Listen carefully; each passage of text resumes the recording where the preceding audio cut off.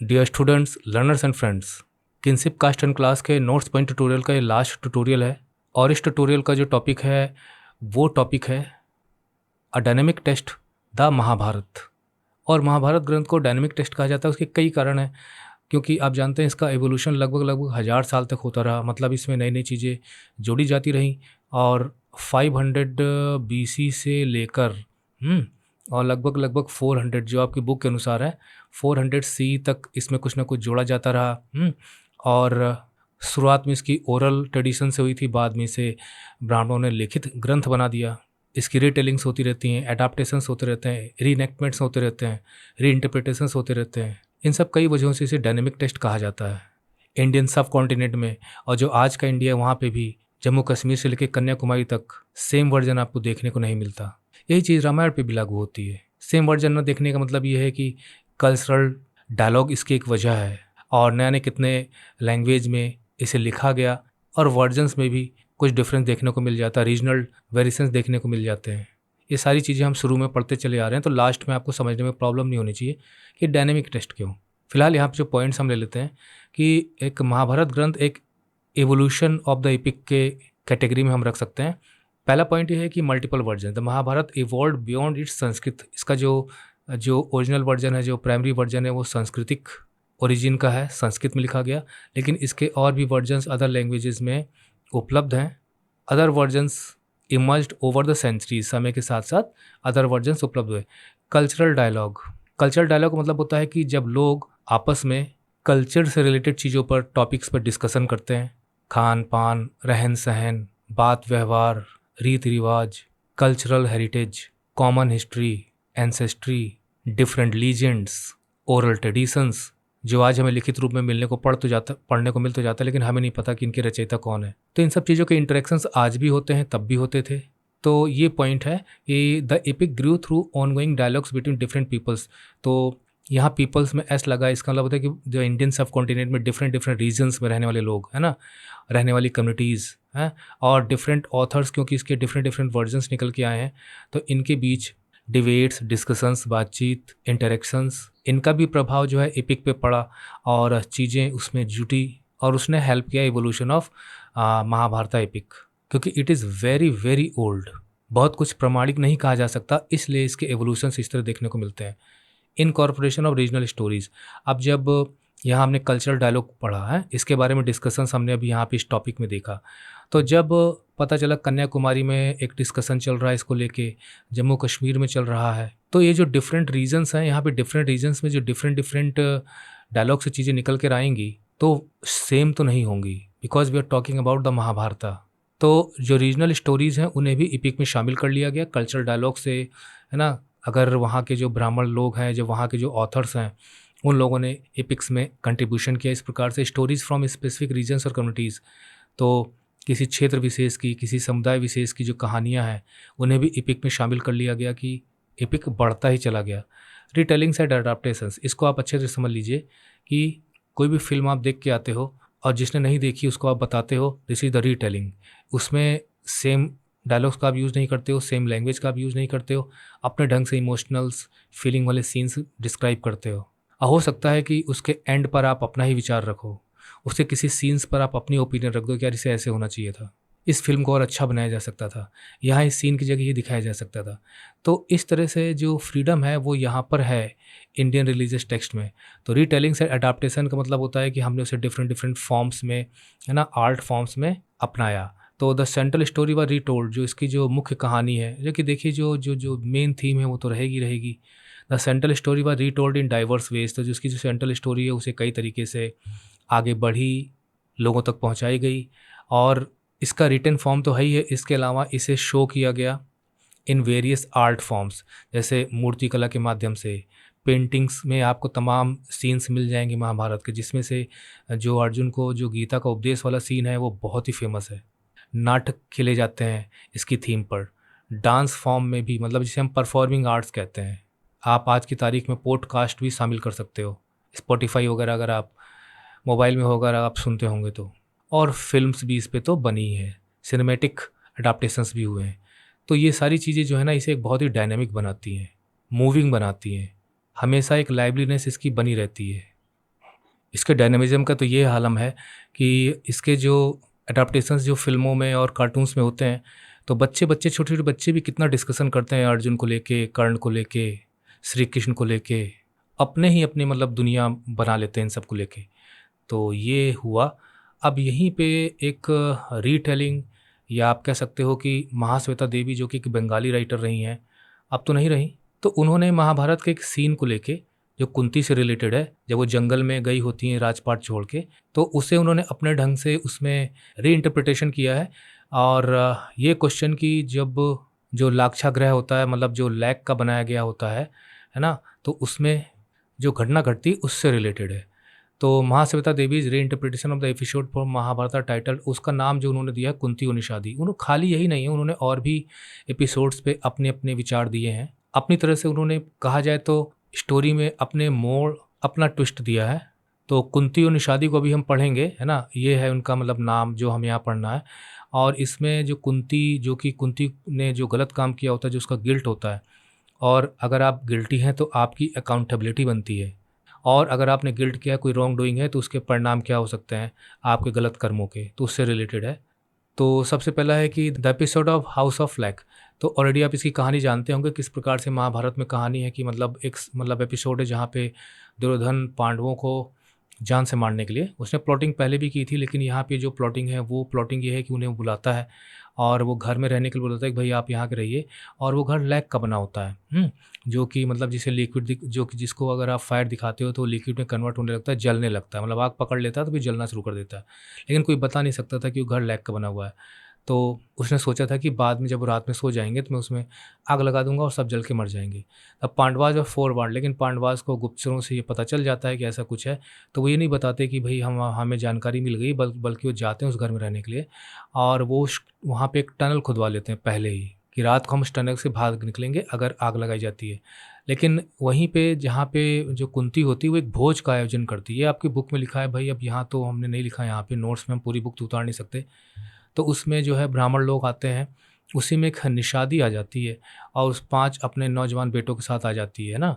और आप जानते हैं कि निषाद हैं, फॉरेस्ट ड्वेलर्स हैं, तो अल्कोहल वगैरह का यूज़ करते थे। तो क्या करते हैं कि वो जो निषाद वूमेन होती है, अपने 5 बेटे होते हैं, वो बेचारे मर जाते हैं क्योंकि कुंती जो है अपने पाँचों बेटों के साथ भाग निकलती है। पर उन्हें क्यों छोड़ दिया इस पे, और छोड़ने के बाद उसका मतलब पश्चाताप कुछ होना चाहिए, कुंती को उसका कुछ पनिशमेंट मिलना चाहिए प्रकृति की तरफ से, तो उस पे साइलेंट है ये महाभारत।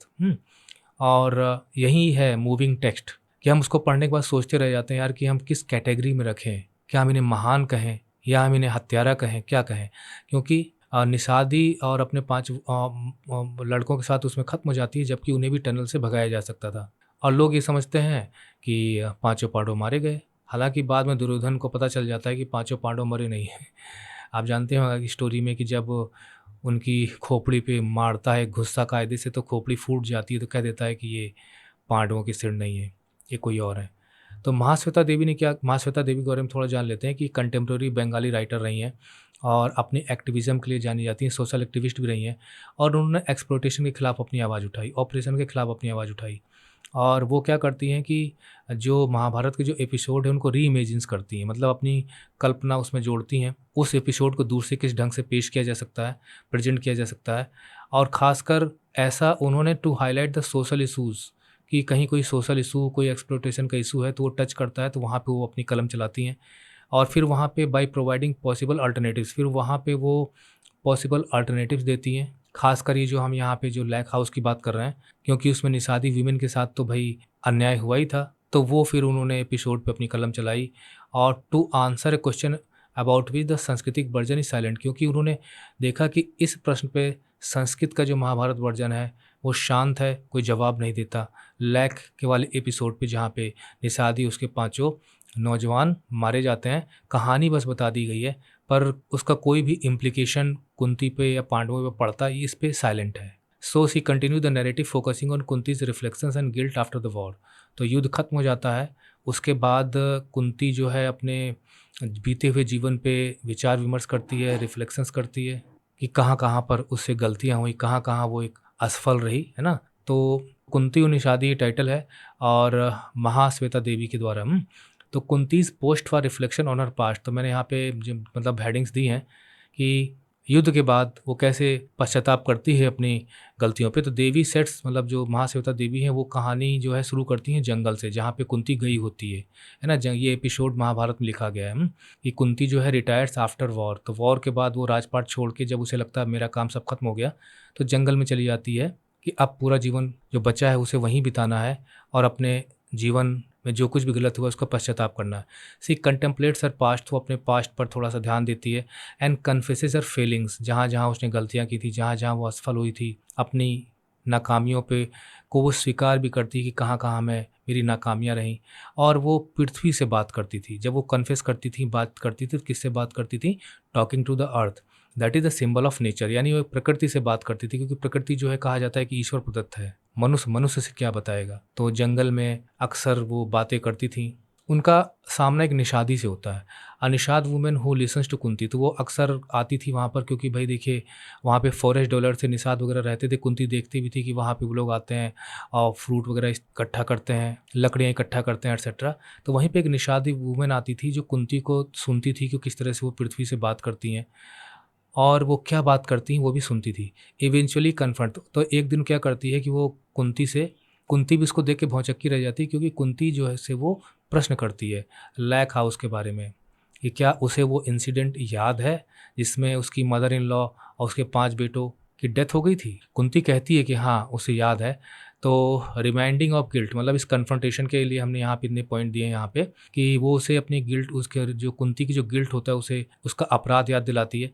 तो Nishadi reveal that the women who died, तो बल्कि पूछती भी है कुंती की तुम इसके बारे में पूछ रही हो तो कहीं तुम वही निषादी तो नहीं हो? तो कहती है कि नहीं, जो औरत वहाँ मरी थी वो उसकी सास थी। और वो कुंती पे आरोप भी लगाती है कि not remembering the innocent life lost while reflecting on her past, तो वो कुंती से कहती है कि मैं यहाँ आती थी, आपको सुनती थी, तो मैंने देखा कि जब आप कन्फेशंस करती हैं अपने फेलियर्स पे, अपने नाकामियों पे, अपने अपराधों पर, लेकिन आपने एक बार भी इस घटना को याद नहीं किया, क्योंकि वहाँ पर मेरी सास और 5 उनके बेटों की जो डेथ हुई थी उसमें भी आपका रोल था। आप उन्हें बचा सकती थी पर आपने नहीं बचाया। तो कुंतीज़ रियलाइजेशन ऑफ गिल्ट, कुंती जो है फिर अपने अपने इस अपराध बोध से वो ग्रसित हो जाती है। This confrontation brings a deeper reflection and realization to Kunti about the consequences of actions, तो फिर उस पे वो सोचती है और गौर करती है अपने बीते जीवन पे, उसे एहसास होता है उसके अपराध का। तो इसी बीच क्या होता है कि अचानक जंगल में भागा दौड़ी मच जाती है, क्योंकि वहाँ पे जंगल में आग लग चुकी होती है।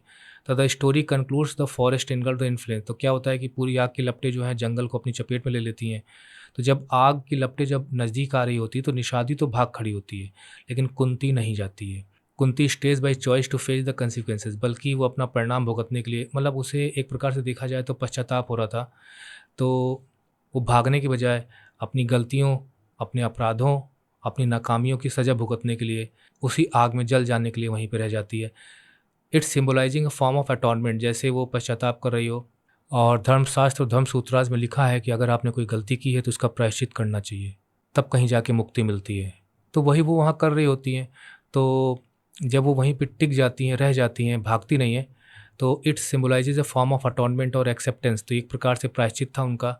और ये स्वीकारोक्ति थी, मतलब she was accepting the responsibility of her sinful deed, उन्होंने पाप किया था और उस पाप की जिम्मेदारी वो थी, और वो परिणाम भुगतने के लिए इसी अग्नि में जलकर भस्म हो जाएंगी। अब मैं आपको बता दूं कि वहाँ पर जो है उनके साथ गांधारी भी थी, जो कुंती अकेले नहीं आती हैं, और धृतराष्ट्र भी साथ में थे। वो सब लोग आते हैं कि अब पूरा जो जीवन है वहीं पे बिताना है, और तीनों वहीं पे जो है, नॉट ओनली कुंती, तीनों लोग अग्नि में अपने आप को समर्पित कर देते हैं, वहाँ से भागते नहीं हैं। इसके बाद मैंने यहाँ पे कुछ अपनी तरफ से जोड़ दिया है कि एनालिसिस ऑफ द थीम्स इन कुंती और निषादी बाई महाश्वेता देवी, ये मेरा अपना है, बुक में ऐसा कुछ नहीं लिखा है। तो Mahasweta Devi is retelling adds depth to the Mahabharata narrative. अब देखिए महाभारत का वो सीन जब जंगल में जाती है कुंती, उसमें काफ़ी ज़्यादा डेप्थ, ये जो कुंती और निषादी वाला जो नैरेटिव है जो महाश्वेता देवी ने अपनी तरफ से उसमें चीज़ों को जोड़ जाड़ के बनाया है। मैंने तो पूरा पढ़ा नहीं, लेकिन मुझे लगता है कि निषादी वुमेन उससे कन्फ्रंट करती है, वहाँ के क्वेश्चन पूछती है, ये सारी चीज़ें शायद उसमें नहीं है महाभारत में, ये उन्होंने अपनी तरफ से अंदाज़ा लगाया है। मतलब ये तो है कि कुंती जो है she dies in the fire, forest fire, तो Kunti dies in the forest fire, ठीक है, लेकिन बीच में ये सब निषादी वाला उन्होंने डायलॉग्स अपनी तरफ से जोड़ दिए महाश्वेता देवी ने, तो इसीलिए इसको डायनेमिक टेक्स्ट कहा गया है। आप गैप्स को फिल कर सकते हो, नई चीज़ें जोड़कर कहानी में अपने ढंग से विस्तार दे सकते हो। तो ये जो depth inviting readers to contemplate, तो पढ़ने वाला जो है फिर वो विचार करने लगता है इसकी थीम्स ऑफ, इसमें कौन सी थीम्स हो सकती है, अकाउंटेबिलिटी है, रिडेम्पशन है। हालांकि इंग्लिश लिटरेचर में ये सब कुछ आप पढ़ते होंगे। रिडेम्पशन का मतलब होता है कि अपने पाप, अपने गलत कर्मों से मुक्ति, और वो तब होता है जब आप प्रायश्चित करते हैं। And interconnectedness of human actions, तो ह्यूमन एक्शंस हैं, मानव जो कम करता है, तो किस प्रकार से इंटरकनेक्टेड होते हैं वो। कुंती की गलती, नहीं बचाया उनको। एक रिफ्लेक्टिव डायलॉग है, through conversation between Kunti and Nishad women Mahasweta Devi delves into the ethical implications of Kunti's action. Kunti के एक्शंस की जो मॉरलिटी है ना, उसको वो यहाँ पे रेज करती हैं। एक्सप्लोटेशन इनोसेंस, तो देवीज डिटेलिंग अंडरस्कोर्स, मतलब हाईलाइट करती हैं theme of exploitation and the innocence of those who suffer from the actions of powerful. ये सारी सारी चीज़ें आज भी लागू होती हैं, क्योंकि होता क्या है कि जब वो निषादी वहाँ पे आती है तो उसे इतनी शराब पिलाती हैं वो, जब तक कि वो सब के सब बेहोश नहीं हो जाते हैं। अगर होश में होते तो शायद वो भी भाग गए होते। तो एक प्रकार का ये एक्सप्लॉइटेशन है of the weaker people. Narrative gaps भी हैं, क्योंकि जो है जो मेन ग्रंथ है वो साइलेंट है। The story draws attention to the gaps and silences in the original epic. जो मेन ग्रंथ है उसमें कहाँ कहाँ पे गैप है, कहाँ कहाँ पे ग्रंथ शांत है, कोई जवाब नहीं देता, प्रश्न है पर जवाब नहीं है। तो इसी प्रकार के एक एपिसोड को उन्होंने उठाया है। Offering a voice to those overlooked by traditional narratives, तो ट्रेडिशनल नैरेटिव का मतलब वही जो मेन नैरेटिव है, जब इसका एवोल्यूशन हो रहा था तो उस गैप को भरना चाहिए था पर नहीं भरा। तो इस तरह से नैरेटिव गैप्स को एक डायनेमिक तरीके से भरा जा सकता है। लिटरेरी फ्रीडम का मतलब ये होता है कि भाई जो राइटर होता है वो अपनी इमेजिनेशन का, क्रिएटिविटी का यूज़ कर सकता है। तो महाश्वेता देवी तो एक राइटर ही थी। और प्रख्यात मैग्सेसे पुरस्कार, साहित्य अकेडमी पुरस्कार, और ये सारी चीज़ें मैंने चैप्टर एक्सप्लेनेशन में बताया हुआ किस प्रकार से जो हजार चौरासिर की माँ, हजार चौरासिर माँ, ये तो बंगला जो उनकी जो कृति थी जिसको साहित्य अकेडमी पुरस्कार मिला था, लेकिन उस पर फिल्म भी बनी है, रुदाली फिल्म बनी है, सब देखिए। तो सोर्स उन्हीं की राइटिंग्स रही हैं। तो क्रिएटिव लिटरेचर ऑफ री इंटरप्रेट्स एंड री इमेजिन्स, तो जो क्रिएटिव लिटरेचर होता है वो अपनी इमेजिनेशन का प्रयोग करके चीज़ों को अपने ढंग से पेश करने की कोशिश करता है, अपनी खुद का एक्सप्लेनेशन देने की कोशिश करता है, उस इंसिडेंट में अपने ढंग से उसको प्रेजेंट करना, ट्विस्ट देना, ऐड करना, ये सब काम एक लिटरेचर राइटर करता है। और ये करता है वो एग्जिस्टिंग स्टोरीज़ में, पहले से जो चीज़ मौजूद है उसमें वो छेड़खानी करते हैं। टू एक्सप्लोर न्यू डायमेंशंस, कि उसमें और नई क्या डायमेंशंस निकल के आ सकते हैं, क्या नई पॉसिबिलिटीज़ उसके अंदर हो सकती हैं, क्या हम इसमें नया कर सकते हैं। And reflect contemporary concerns, contemporary का मतलब होता है कि हमारे टाइम का, मतलब अगर अभी हम हैं तो हमारा जो भी टाइम है हमारा कंटेम्प्रेरी टाइम है। इसे हिंदी में कहा जाता है समकालीन, है ना। तो महाश्वेता देवी ने यही कहा किया, इतना पुराने ग्रंथ से उन्होंने एक ऐसा एपिसोड उठाया और उसे आज के इशू से जो है जोड़ दिया, क्योंकि आज भी जो है फॉरेस्ट ड्वेलर्स हैं, जंगल काट काट कर हम उन्हें बेघर करते चले जा रहे हैं, उनके साथ अन्याय है। नक्सलिज्म इसी का उदाहरण है, लोग हथियार उठाने पे मजबूर हो जाते हैं। तो इस तरह से ये डायनेमिक साबित होता है ग्रंथ। और ये लास्ट ट्यूटोरियल भी था, लास्ट में इसकी डेट्स वगैरह दी गई हैं, सब कुछ बुक में है, आप देख सकते हैं। इसमें देखिए जो रामायण है और महाभारत है इनका लगभग लगभग सिरका 500 टू BC टू 400 सी दिया है। मनुस्मृति जो है वो आपको याद ही होगा, 200 टू 200 बिल्कुल नहीं भूलेगा, बशर्ते एक BC दूसरा CE, है ना। और लगभग लगभग यही टाइम संगम लिटरेचर का भी रहा है। और अगर आप पुराणों का भी कुछ जानना चाहते हैं तो वो आप ये AD में 200 C कॉमन इरा में जो क्रिटिकल एडिशन ऑफ महाभारत है, जो कि हमने शुरू में इस चैप्टर के पढ़ा था, है ना, तो वो 1919 वो से 1966 याद है ना, क्योंकि हमने शुरू में पढ़ा था। लगभग 47 ईयर्स लगे थे उसको, 1919 में शुरुआत हुआ था। और किसके जो स्कॉलर टीम बनी थी, स्कॉलर्स की जो क्रिटिकल एडिशन पे काम कर रही थी, किसके नेतृत्व में बनी थी, who was the head, VS सुकथांकर, है ना। अब याद आ गया होगा आपको। तो इसके चैप्टर एक्सप्लेनेशन की प्लेलिस्ट लिंक आपको वीडियो डिस्क्रिप्शन में मिल जाएगी, उसको आप देखिए। इसके बाद इसके करस्पॉन्डिंग ट्यूटोरियल्स को पढ़िए, नोट्स ट्यूटोरियल को। और कोई बात हो तो हमें कमेंट बॉक्स में लिखिए, हमसे कांटेक्ट करिए। नेक्स्ट चैप्टर यानी थीम 4 में हमसे फिर मुलाकात करिए। Okay, bye bye, study well and take care.